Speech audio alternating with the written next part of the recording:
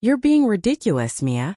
Eric needs this more than you do," my mom said, waving the deed in my face during what was supposed to be a joyful housewarming party. "He has a family to support. What do you have? Just yourself." The words hit me like a slap across the face. I stood there in the kitchen of the house I'd spent my entire life savings on, struggling to breathe as my world crumbled around me. My name is Mia Reynolds, and at 33, I never imagined I'd be betrayed by my own family like this. As a nurse at Memorial Hospital, I'd spent the last 10 years working double shifts, picking up extra hours in the ICU, and saving every penny I could.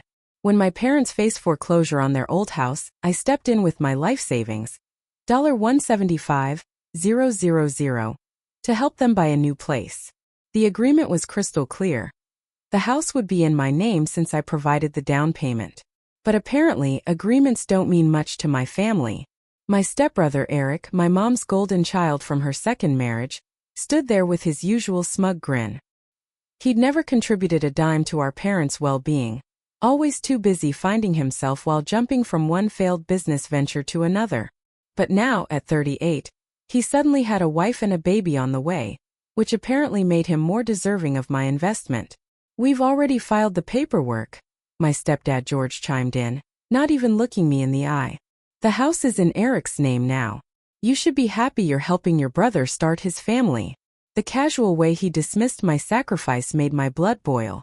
The beautiful colonial-style house I'd fallen in love with, the one I'd imagined as a gathering place for family holidays and celebrations, was being handed over to someone who hadn't earned it. Looking around the room at the faces of extended family and friends who'd come to celebrate, I could see the awkward glances and whispered conversations. My Aunt Sarah, who'd always been more of a mother to me than my own mom, stood in the corner, shaking her head in disbelief. My best friend Rachel, who'd watched me work myself to exhaustion to save that money, gripped her glass so tight I thought it might shatter. "This isn't right," I managed to say, my voice trembling with a mix of anger and hurt. "That money was everything I had. We had an agreement." "Oh, stop being so dramatic," my mom sighed, rolling her eyes. "You're a nurse, you'll save it up again. Eric needs a stable home for his baby. It's not like you have anyone to provide for." That was when something inside me snapped. Years of being the responsible one, the reliable one, the one who always sacrificed for others came crashing down. As I looked at their entitled faces, I knew this wouldn't end here. They had no idea what I was capable of when pushed too far. Growing up, I always knew I was different from Eric in my parents' eyes. After my dad passed away when I was 6, my mom remarried George within a year. Eric came into our lives like a whirlwind, immediately becoming the center of their universe. While I spent my weekends studying and working part-time at the local pharmacy to save for college, Eric was showered with new cars, expensive clothes, and endless second chances. I put myself through nursing school, working nights as a CNA and taking out student loans that I'm still paying off. Every time Eric's business ventures failed, the car wash, the supplement company, the cryptocurrency investment opportunity, my parents would drain their savings to bail him out. I watched them refinance their house 3 times to cover his mistakes, saying nothing even as I saw their retirement slipping away. When they called me 6 months ago, desperate and in tears because they were about to lose their house, I didn't hesitate. I had been saving for my own place, dreaming of a small cottage with a garden where I could finally put down roots. Instead, I offered them my savings, thinking it would finally prove my worth to them. We spent weeks looking at houses together, and I fell in love with the Colonial on Maple Street. The realtor worked with us to make it happen, and I signed all the preliminary paperwork as the owner. "You're such a blessing, honey," my mom had said back then, hugging me tight. "We'll make this work as a family." I believed her. I wanted so badly to believe her that I ignored the warning signs. The whispered phone calls with Eric, the meetings with their lawyer that I wasn't invited to, the way they delayed the final paperwork. Rachel had tried to warn me. "Mia, get everything in writing," she'd said over coffee one morning. "I don't trust them to do right by you." But I defended them, convinced that even if they favored Eric, they wouldn't steal from me. After all, what kind of parents would do that to their own daughter? The day before the housewarming party, I'd gone to Target and spent hours picking out new decorations for what I thought would be my investment property. I bought fluffy towels for the bathrooms, cheerful throw pillows for the living room, and a welcome mat that read, "Home Sweet Home." Now all those items felt like cruel jokes scattered around a house that had been stolen from me.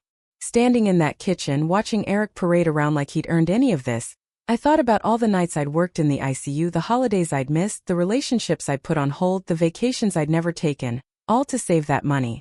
They hadn't just stolen my savings, they'd stolen years of my life. As the party continued around me, my head was spinning. Guests were starting to leave, offering awkward congratulations to Eric while avoiding eye contact with me. I sat alone at the kitchen counter staring at my phone, when Rachel slid into the seat next to me. "You need to call Marcus," she whispered, referring to her brother who worked as a real estate attorney. "Something's not right about how they transferred the deed. They couldn't have done this legally without your signature." Just then, Eric walked by with his wife, Jessica, talking loudly about their renovation plans. "We'll probably gut the kitchen first," he announced, running his hand along the granite countertop I'd helped pick out. "Maybe knock down a wall or two, really make it our own." My stomach lurched. Looking around the kitchen, I noticed the folder of paperwork my parents had shown me when we first made the agreement. It was still sitting on top of the refrigerator, where Mom always kept important documents.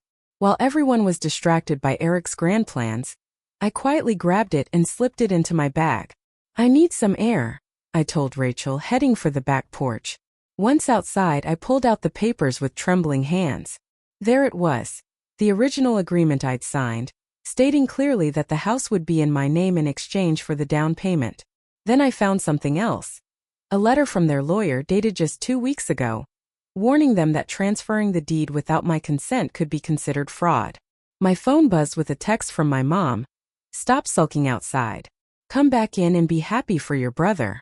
That was the moment I knew what I had to do. This wasn't just about the money anymore. This was about standing up for myself after years of being pushed aside. With shaking hands, I texted Marcus. "Are you free tomorrow? I need legal help." His response came quickly. "Rachel told me what happened. Come to my office at 9 a.m. Bring all the paperwork you have." Walking back inside, I found my mom and George huddled with Eric in the living room, probably making more plans for my house. They looked up as I entered, their faces a mix of annoyance and dismissal. "Finally decided to stop being dramatic?" my mom asked, raising an eyebrow. I managed a small smile, surprising them. "Actually, I want to thank you," I said calmly. "You've helped me see things very clearly." They exchanged confused looks, clearly expecting more tears or pleading. But I was done pleading, done being the reliable daughter who always came through while getting nothing in return. As I grabbed my purse to leave, I heard Eric laugh and say, "See? She's fine. She'll get over it." I turned back one last time. "No, Eric. I won't get over it. But you'll wish I had." The next morning, I sat in Marcus's office, clutching a coffee cup to steady my nerves. He reviewed the documents spread across his desk, occasionally making notes and shaking his head. After what felt like hours, he looked up at me with a slight smile. "Mia, they really messed up here," he said, holding up the lawyer's warning letter. "The deed transfer isn't just questionable. It's fraudulent. You provided the down payment, signed the initial paperwork, and there's clear documentation of the agreement. They can't legally give away a house that was meant to be yours." "But they already did," I replied, my voice cracking. "The deed is in Eric's name. A fraudulent transfer can be reversed," Marcus explained, reaching for his phone. "And I've got a friend at the DA's office who would be very interested in this case. What they did could actually result in criminal charges." My heart raced at his words. "Criminal charges? I don't want my parents to go to jail," I said, hesitating even after everything. The thought of them in legal trouble made me pause. "Listen to me," Marcus said firmly. "They stole $175,000 from you. That's grand theft. They committed fraud, and from these bank statements it looks like they might have forged your signature on some documents. They're counting on you being too nice to fight back." He was right. My whole life they counted on me being the understanding one, the one who would sacrifice without complaint. While we talked, my phone kept buzzing with texts from my mom, alternating between guilt trips and demands that I stop being childish. "What do you want to do?" Marcus asked, watching me carefully. I took a deep breath. "I want my house back. And I want them to understand they can't treat me like this anymore." Marcus nodded and started typing on his computer. I'm filing an emergency injunction to prevent them from making any changes to the property. Then we'll proceed with legal action to void the transfer. They'll be served with papers by tomorrow. As I left his office, I felt lighter somehow. For the first time since the housewarming party, I wasn't crying or shaking. Instead, I felt a strange sense of calm. I drove to work for my evening shift in the ICU, and halfway through my phone exploded with notifications. Eric had called 7 times. My mom had called 12 times. There were dozens of text messages, ranging from angry to panicked. The last one from Eric made me smile. What the hell did you do? I silenced my phone and focused on my patients. Let them panic for a while. Let them feel a fraction of the anxiety they'd caused me. Tomorrow they'd learn exactly what happens when you push the nice daughter too far. The next morning, chaos erupted. I was getting ready for my shift when Rachel called to tell me my mom and Eric were making a scene outside my apartment. Sure enough, when I looked out my window, there they were. Eric pacing back and forth while my mom banged on the building's front door. You have to stop this, my mom shouted when I finally went downstairs. This will tear our family apart. That's rich, I replied, surprisingly calm. You didn't worry about tearing the family apart when you stole my life savings. Eric stepped forward, his face red with anger. You're being ridiculous. I have a baby on the way. What were you going to do with that house anyway? Live there alone with your cats? Actually, I said, pulling out my phone, I have the proof of our original agreement right here. Want to see the letter from your lawyer warning you this was illegal? Or should we talk about the documents where someone forged my signature? The color drained from their faces. My mom grabbed my arm, her voice dropping to a whisper. Honey, we can work this out as a family. There's no need for lawyers. I gently removed her hand. We stopped being a family the moment you decided my life savings meant nothing to you. The DA's office has copies of everything now. So unless you want this to get worse, I suggest you talk to your lawyer about reversing the deed transfer. You'd send your own mother to jail? She gasped, tears welling up in her eyes, the same tears that had worked on me so many times before. No, Mom.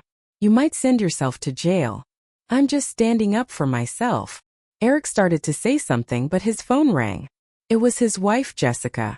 I could hear her panicked voice through the speaker as she told him the police were at their house, their actual house, with questions about the deed transfer. They left quickly after that, hurrying to deal with the unfolding disaster. Rachel, who had been watching from her car to make sure I was safe, came over and hugged me. I've never seen you stand up to them like that, she said proudly. I've never had proof of their manipulation before, I replied. Always just my word against theirs. But this time I have everything in writing. Later that day, Marcus called to tell me Eric and my parents' lawyer had reached out. They wanted to settle. Not only would they transfer the house back to me, but they'd also pay my legal fees and additional damages. The threat of criminal charges had finally made them realize I wasn't backing down. Should we take the deal? Marcus asked. Yes, I said firmly. But I want them to sign something else too. A statement admitting exactly what they did. They don't get to pretend this never happened. 2 weeks later, I sat in Marcus's office as my parents and Eric signed the papers. The deed was being transferred back to me, along with a settlement that included my legal fees and an additional $50,000 in damages. But more importantly, they were signing a notarized statement acknowledging their attempt to defraud me. My mom couldn't stop crying, dabbing at her eyes with a tissue, while George stared at the floor. Eric looked like he'd aged 10 years, the smug grin replaced by a clenched jaw. His wife, Jessica, had left him after discovering he'd been hiding their own financial troubles. Apparently, the house theft was just the tip of the iceberg. I need all parties to sign here, the notary said, pointing to the final page. One by one they signed. When it was my turn, my hand didn't shake at all. I hope you're happy, Eric muttered as he stood up. You've ruined everything. No, I replied calmly. You ruined everything when you decided to steal from me. I just made it right. They filed out of the office, my mom trying one last time to catch my eye. I turned away. The time for guilt trips and manipulation was over. Marcus handed me the new deed with a smile. Congratulations. The house is officially yours. But I had one more surprise for them. Actually, I said, pulling out another set of papers, I'd like to sell it. My family had already spread the word about their misunderstanding with the house, trying to save face with relatives and friends. They didn't know I'd received an offer from a developer who wanted to turn the property into apartments. The offer was well above market value. They'll be furious when they find out, Rachel said later as we celebrated at our favorite coffee shop. They thought you'd let them stay there. That's exactly why I'm selling, I replied. They need to understand they have no power over me anymore. The next day, I signed the papers to sell the house. The developer was thrilled, my real estate agent was thrilled, and I was finally free. The profit from the sale, combined with the settlement money, meant I could buy my dream cottage with a garden and still have savings left over. As I drove away from the closing, my phone buzzed with a voicemail from my mom. She was crying, saying she'd heard about the sale, begging me to call her back. I deleted it without listening to the end. Some might call it cruel, but I call it boundaries. For the first time in my life, I wasn't going to set myself on fire to keep them warm. Let them figure out their own lives. I had a cottage to furnish and a garden to plant. The weeks after selling the house were transformative. I found a charming cottage just outside the city with a wraparound porch and enough yard space for the garden I'd always dreamed of. Rachel helped me move in, and together we painted the walls in soft, peaceful colors. Nothing like the bold schemes my mom had always insisted were proper for a family home. My phone still lit up regularly with messages from family members. Some were angry, calling me selfish for selling the house without giving my parents a chance to figure something out. Others tried guilt trips, telling me my mom cried herself to sleep at night. My Aunt Sarah was the only one who stood by me, telling the others they should be ashamed for what they'd done. I ran into your mom at the grocery store, Sarah told me over Sunday brunch. She was telling everyone who would listen about how ungrateful you are. But most people know the truth now. That statement you made them sign has made the rounds. I smiled, thinking about how the narrative had shifted. No longer was I the difficult daughter who wouldn't help her brother. Now I was the hard-working nurse whose family had tried to steal her savings. My mom's attempts to play victim weren't working anymore. Eric and Jessica officially separated, and he moved back in with our parents. I heard through the grapevine that he was working as a sales clerk at an electronics store, his first real job in years. Sometimes I drove past their rental house on my way to work. A modest place, nothing like the home they tried to steal from me. It didn't bring me joy to see them struggling, but I felt a sense of justice at work. Things were looking up for me, too. Once I stopped letting my family drain my energy and resources, I was able to focus on my career. I applied for and got a promotion to charge nurse, which came with better hours and a significant pay raise. My colleagues noticed the change in me. I smiled more, stood up for myself in meetings, and no longer accepted all the holiday shifts just because others had real families to spend time with. One evening, as I sat on my porch watching the sunset and planning my garden, my mom's number flashed on my phone. Instead of the usual anxiety, I felt nothing but calm as I declined the call. Later, I listened to her voicemail. She was asking if I would help Eric with rent money since things were so hard for him right now. I deleted the message and went back to my gardening catalog. I'd ordered seeds for tomatoes, cucumbers, and my favorite violets. The flower beds were already prepared, the soil rich and waiting for new life. In a way, it felt like a metaphor for my own life. I'd cleared out the weeds of toxic relationships and was ready to grow something beautiful. Rachel often joked that I should write a book called How to Stop Being a Doormat in 3 Easy Steps. Maybe she was right. All it took was losing my life savings, standing up to my family, and finally putting myself first. Simple, really. 6 months after selling the house, my life had settled into a peaceful rhythm. My garden was thriving, with the first tomatoes ripening on the vine and violets blooming in neat rows. I'd made friends with my neighbors, joined a local book club, and even started dating again. Something I'd put off for years because my family demanded so much of my time and energy. The family drama hadn't completely disappeared, but I'd learned to manage it differently. My mom still tried to reach out regularly, especially when they needed money. Each time I stuck to my boundaries. I'm not in a position to help, I'd say calmly, no matter how many tears or guilt trips followed. The phrase became my shield, protecting me from their manipulation. Eric's situation had gotten worse. Jessica filed for divorce and the baby, my nephew, lived primarily with her. She discovered Eric had taken out credit cards in her name, leaving her with massive debt. When she came to me for advice, I connected her with Marcus, who helped her navigate the legal mess. It felt good to help someone who genuinely deserved it. One Sunday morning while I was tending to my garden, a familiar car pulled into my driveway. My mom stepped out looking older and more tired than I remembered. She'd shown up unannounced, probably hoping to catch me off guard. "Your garden is beautiful," she said softly, hovering by the fence. "You always did have a way with plants." "Thank you," I replied, continuing to work with my plants. "But you shouldn't be here without calling first." I know. I miss you, honey. And I wanted to tell you that your father and I are selling our house. We can't afford it anymore and Eric's expenses." She trailed off, looking at me hopefully. I stood up, brushing dirt from my knees. "Mom, I'm not giving you money. That chapter is closed." "I wasn't asking for," she started, then stopped herself. "Okay, maybe I was. But can you blame me for hoping? You're doing so well and we're your family." "Family doesn't steal from family," I said firmly. "Family doesn't forge signatures or try to justify theft because one child deserves it more. You made your choice, Mom. Now you're living with the consequences." She left in tears, but I didn't feel guilty. Instead, I felt proud of maintaining my boundaries. Later that evening, I hosted a small dinner party for Rachel, Sarah, and some friends from work. As we sat on my porch drinking wine and watching fireflies dance in my garden, I realized something profound. This was what family really looked like. It wasn't about blood or obligation. It was about choice, respect, and genuine care for each other. "To boundaries," Rachel toasted, raising her glass with a knowing smile. "To growth," I added, thinking of my flourishing garden and my even more flourishing spirit. A year has passed since I stood up to my family, and the transformation in my life still amazes me. My cottage has become a sanctuary, filled with peace and warmth that I never felt in my family's presence. The garden produced so many vegetables last summer that I started donating extras to the local food bank.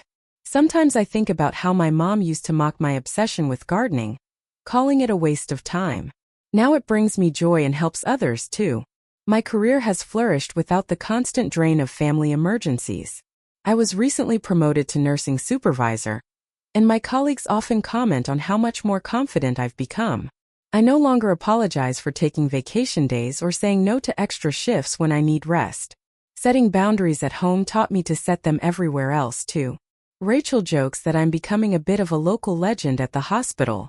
New nurses seek me out for advice, not just about patient care, but about standing up for themselves in difficult situations. Last week, a young nurse thanked me for helping her find the courage to leave an abusive relationship. "If you could stand up to your whole family," she said, "I can stand up to one person. My parents and Eric still struggle, but that's no longer my burden to bear. They made their choices just as I made mine." Sometimes the kindest thing you can do for people, and yourself, is to let them face the consequences of their actions. It's not about revenge anymore. It's about growth and self-respect. The money they stole was just money, but what I gained by standing up to them was priceless. My freedom and self-worth. The other day, I found an old photo of my family at the housewarming party, taken just before everything fell apart. Looking at their smug faces, I realized I don't feel angry anymore. Instead, I feel grateful. Their betrayal pushed me to become someone stronger, someone who values herself enough to walk away from toxic relationships, even when they're wrapped in the package of family. My garden is starting to bloom again this spring. Sarah visits often, bringing her grandchildren, who love helping me plant new flowers. Rachel and I have our weekly coffee dates, where we laugh about how far I've come from the person who used to answer every demanding phone call from my family. Jessica brings my nephew over sometimes. She says the garden has a healing effect on her too.